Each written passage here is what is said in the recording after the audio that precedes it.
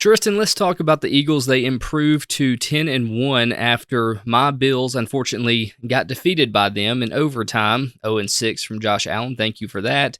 Does the resiliency of the Eagles make them the favorite for the Super Bowl right now? I think it has to. I don't love saying that. They beat up on my team last week, but it really does feel like this team just is in a zone. The other team that's scary is the 49ers. Okay, that's fair.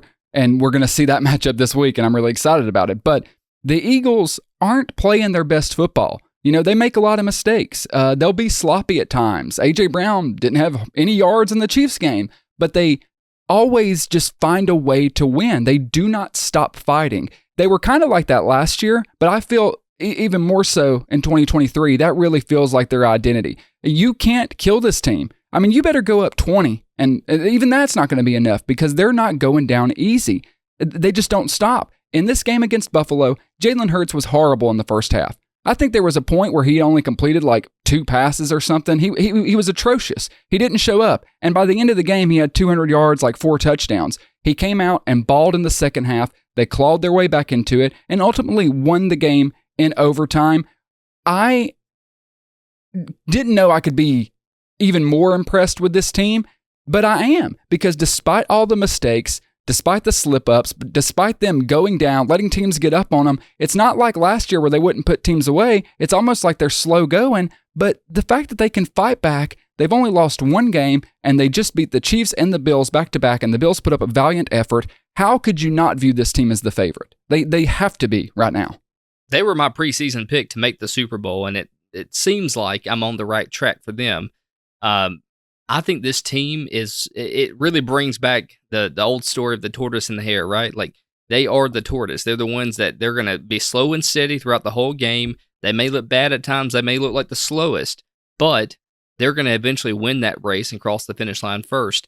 And that's just how this team rolls. And they even at the end of this game, they had an opportunity to let the Bills win with, I think, 2 false starts from Kelsey. Right. And yet they still managed to pull out a field goal, a miraculous field goal, by the way, in those conditions, and put it into overtime and win the game. And I told you when we went to overtime, I didn't think the Bills were going to win because that's just how that record stands with the Bills in overtime with Josh Allen.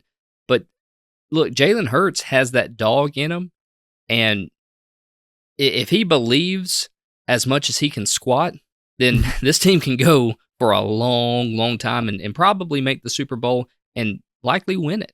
The Hurts has that factor similar to Mahomes, the Brady thing, the clutch moment.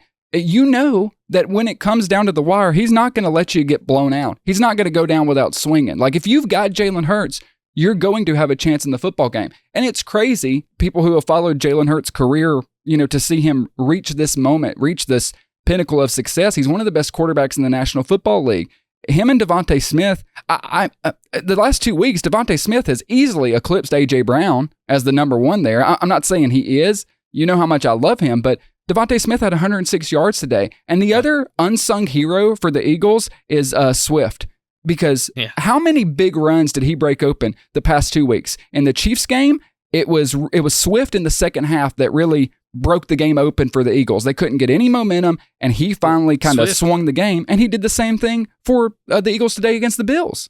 He got them into the red zone to right. allow Hurts to make the game-winning touchdown. Right. And it was he just walked right into the end zone, pretty much untouched. Like, yes. Yeah, they nudged him at the goal line, but let's be real, nothing was going to stop him from getting into that end zone. So, look, kudos to the Eagles. I'm glad they won. I like the Eagles. I really do. I like the team. I like Jalen Hurts. You and I are probably closer to his story than most people, just because we are located in Alabama where he played before he went to Oklahoma, and that was the thing that changed his complete career. And it was the best thing that could have happened to him. No doubt. And they've got so many playmakers besides him, offensively, defensively, and the kicker, Nick Folk, to hit that 59-yarder, I think it was 59 yards, with that rain in those conditions. I assumed it was a miss. I was like, well, this is basically a Hail Mary at this point, and he nailed it. and then to go on defense first in overtime, no problem. They still win the game. They got the best shot from the Bills, and they were able to hang in and win it 37-34. This team, man, the only team I think that can beat them is the 49ers, and we're going to get our answer to that next week. I'm so excited. Can't wait to talk about that football game.